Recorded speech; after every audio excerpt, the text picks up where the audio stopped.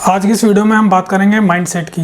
Mindset एक ऐसा word है जो नॉर्मली हर जगह इंप्लीमेंट होता है कि आप लोगों को कुछ खरीदना हो तो किसी चीज़ के लिए आपका एक माइंडसेट रहता है कि मुझे यही चीज़ लेनी है और इस चीज़ के क्या फ़ायदे हैं, क्या नुकसान है, क्या उसका प्राइस है, वो सारी चीज़ें आपको पता होती है। तो ये जो माइंडसेट होता है ये ऑनलाइन बिजनेस में भी उतना ही इंप्लीमेंट होता है। आप चाहे बायर हो, चाहे आप ऑनलाइन सेलर हो या ऑफलाइन सेलर हो, ये माइंडसेट आपका वहाँ भी इम्प्लीमेंट होता है। कैसे, इसका मैं आपको बता देता हूँ। सबसे पहले बात करते हैं ऑफलाइन सेल की। ऑफलाइन सेलर्स का जो माइंडसेट होता है वो होता है कि उन्हें जो आइटम बेचना है उस आइटम पे उन्हें एक मिनिमम प्रॉफिट तो लेना ही लेना है बायर से।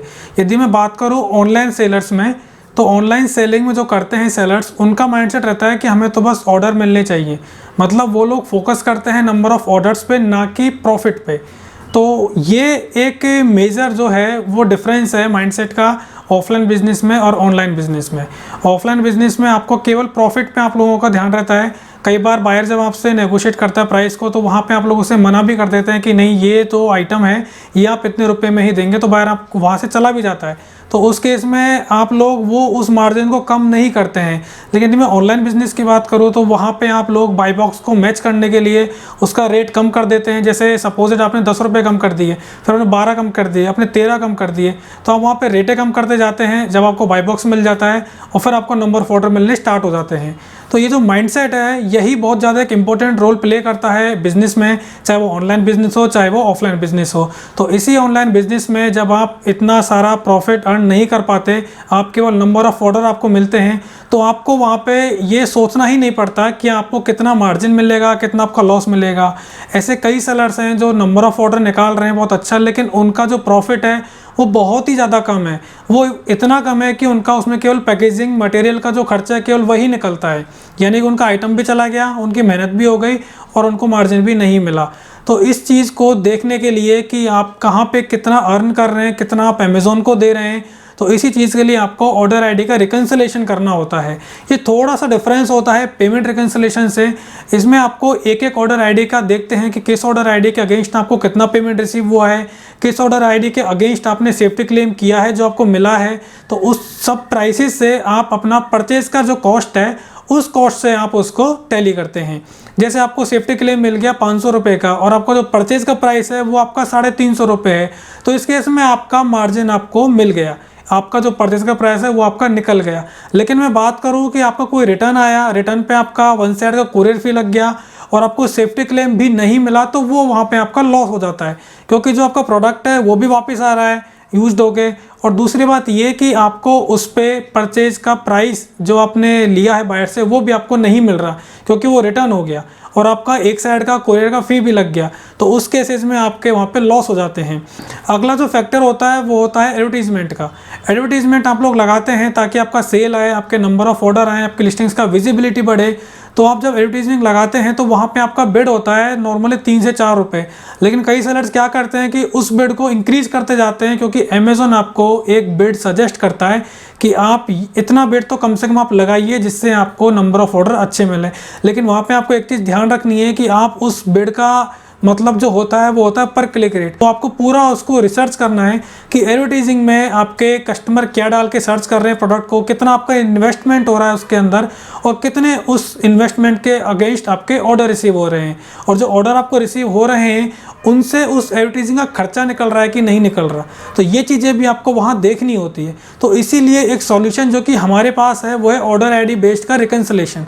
इसमें आपको सारी डिटेल्स मिलती हैं एक एक ऑर्डर आईडी की, कि किस ऑर्डर आईडी के अगेंस्ट आपका कितना चार्ज लगा है, किस ऑर्डर आईडी के अगेंस्ट आपको कितने आपके पेमेंट्स जो हैं वो लगे हैं अमेज़ॉन में, कमीशंस कितना लगा है आपका, या आपका पूरे महीने में एडवर्टाइजिंग कॉस्ट कितना लगा है। तो इन सब से हम आपको कंप्लीट रिकन्सिलेशन देते हैं जो कि आपके बैंक अकाउंट से पेमेंट से भी टैली होता है। इसमें 1% का भी एरर नहीं होता है। ये जो भी रिकन्सिलेशन होता है ये पूरा मैच होता है और 100% एक्यूरेसी के साथ आपको दिया जाता है। इस पर ऑटोमेट वर्किंग कभी नहीं होती, ये कोई सॉफ्टवेयर नहीं होता, इस पर मैनुअल वर्किंग होती है। हम लोग एक एक ऑर्डर आईडी को चेक करते हैं कि कहाँ पे क्या इशू है, किस ऑर्डर आईडी का आपको पेमेंट नहीं मिला है, किस ऑर्डर आईडी के अगेंस्ट जो आपने सेफ्टी क्लेम किया है वो आपको कितना मिला है। तो ये सारी चीज़ें हम लोग आपको रिकन्सिलेशन में करके देते हैं। तो वहाँ पे आपको पता लगता है कि आप कहाँ क्या गलती कर रहे हो, आपका परचेज का जो रेट है वो आपको कितना बढ़ाना है, कितना आपको एडवर्टीजिंग में अपना इन्वेस्टमेंट लगाना है पूरे महीने में, और यदि जो रिटर्न्स आपके आ रहे हैं तो उन रिटर्न्स को आपको किस तरह से कंट्रोल करना है। क्योंकि यहाँ पे हम आपको टॉप सेलिंग SKU और टॉप रिटर्निंग SKU भी देते हैं। जो भी टॉप रिटर्निंग SKU होते हैं उनको आप लोग देखेंगे कि ऐसी क्या इस प्रोडक्ट में इशू है जिसकी वजह से बायर इसको रिटर्न कर रहा है। तो आपको या तो उस जो प्रोडक्ट उसकी क्वालिटी को इम्प्रूव करना है या फिर आपको उस SKU को सिंपली डिसेबल कर देना है, भले ही उसमें आपको खूब सारे ऑर्डर मिल रहे हों, क्योंकि उसका रिटर्निंग रेशियो भी बहुत ज़्यादा है और उसी प्रोडक्ट की वजह से आपका अकाउंट हेल्थ भी ख़राब हो सकता है। आपको जो मार्जिन मिल रहा होता है दूसरे SKU से वो मार्जिन भी आपका कम हो सकता है। तो आपके जो टॉप रिटर्निंग SKU हैं उनको आपको पूरा रिसर्च करना है कि क्यों इसमें इतना इशू आ रहा है। इससे रिकन्सिलेशन से आपको फ़ायदा ये मिलेगा कि आपको पूरा पता लगेगा कि आप बिजनेस कर तो रहें, आप नंबर ऑफ ऑर्डर भी निकाल रहे हैं, लेकिन आपको मार्जिन कितना मिल रहा है। और कई बार ऐसा होता है कि सेलर को लॉस रहता है पूरे महीने में। जब उसका रिकन्सिलेशन निकल के सामने आता है तो पता चलता है कि उसका 30-40 हज़ार रुपये का तो लॉस ही हो गया, मतलब कि उसके आइटम चले गए, सारा कॉस्टिंग चला गया और बदले में उसको 30 से 40 हज़ार रुपये भी और चले गए। तो इसी वजह से ये ऑर्डर आईडी का रिकन्सिलेशन बहुत ज़रूरी होता है। जिन भी ऑनलाइन सेलर्स को नंबर ऑफ़ ऑर्डर बहुत ज़्यादा मिल रहे होते हैं तो उनको इस रिकन्सिलेशन को करवाना चाहिए, क्योंकि आप नंबर ऑफ़ ऑर्डर पर डिपेंड नहीं हो सकते। कई बार ऐसा होता है कि आपको नंबर ऑफ़ ऑर्डर बहुत ज़्यादा मिलते हैं और आपका जो ध्यान है वो केवल उस नंबर ऑफ़ ऑर्डर पर ही रहता है कि मेरे ऑर्डर बढ़ने चाहिए, मुझे फ़र्क नहीं पड़ता कि कितना मार्जिन है, कितना लॉस है। तो इसलिए आपको रिकन्सिलेशन बहुत ज़रूरी होता है। एक मैं आपको एग्जांपल देता हूँ फ्लिपकार्ट का, जहाँ पे कुछ टाइम पहले की बात है, फ्लिपकार्ट्स का एक ऑफ़र आया था जहाँ पे वो फ्लैट 99 रुपीज़ में आपकी लिस्टिंग्स की रेट कर देता है और वो सेलिंग के लिए सेल में विजिबल हो जाती है। उस लिस्टिंग का प्राइस यदि 500 रुपये भी होगा तो भी वो प्राइस सेल में 99 रुपीज़ हो जाएगा। अभी आप लोगों ने उसको ऑप्ट इन कर लिया, ऑप्ट इन करने के बाद फ्लिपकार्ट ऑटोमेटिकली उसके रेट कम कर देगा। फ्लैट 99 का ऑफर किसकी तरफ से था? फ्लिपकार्ट की तरफ से।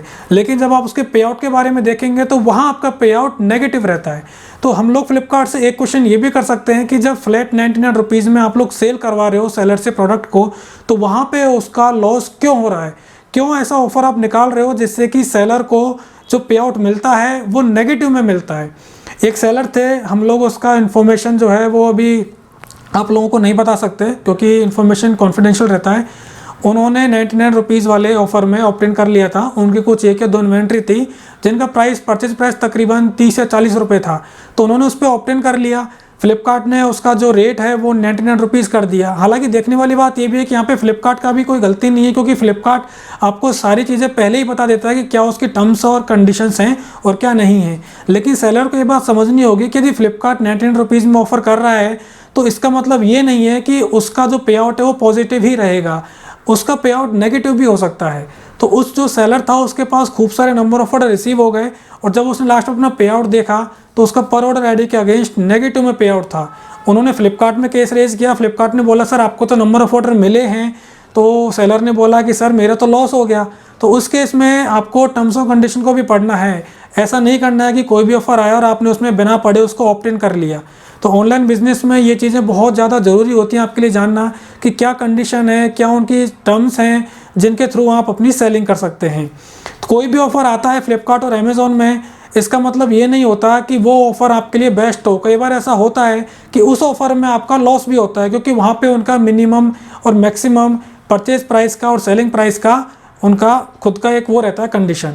तो आप लोगों को ये भी देखना है कि उनके जो ऑफ़र्स आते हैं उनकी क्या टर्म्स कंडीशन है, कितना आपका पे आउट है, आपका मार्जिन निकलेगा कि नहीं निकलेगा, तो वो सारी चीज़ें आपको वहाँ पे देखनी होती हैं। तो इसीलिए ऑर्डर आईडी का रिकन्सिलेशन बहुत ज़रूरी होता है। ऑर्डर आईडी के इस रिकन्सिलेशन की एक वीडियो मैं ऑलरेडी बना चुका हूँ, डिस्क्रिप्शन में उसका मैंने लिंक दे रखा है, तो आप वहाँ से उसको चेक कर लीजिएगा। तो आज की वीडियो में इतना ही। उम्मीद करता हूँ कि आपका मेरा वीडियो पसंद आया होगा और आप इसी तरह से और ज़्यादा वीडियोज़ देखने के लिए और ज़्यादा लेटेस्ट पॉलिसी न्यूज़ वगैरह देखने के लिए आप इस चैनल को सब्सक्राइब कर लीजिए और वीडियो को लाइक कर दीजिए। Thank you so much.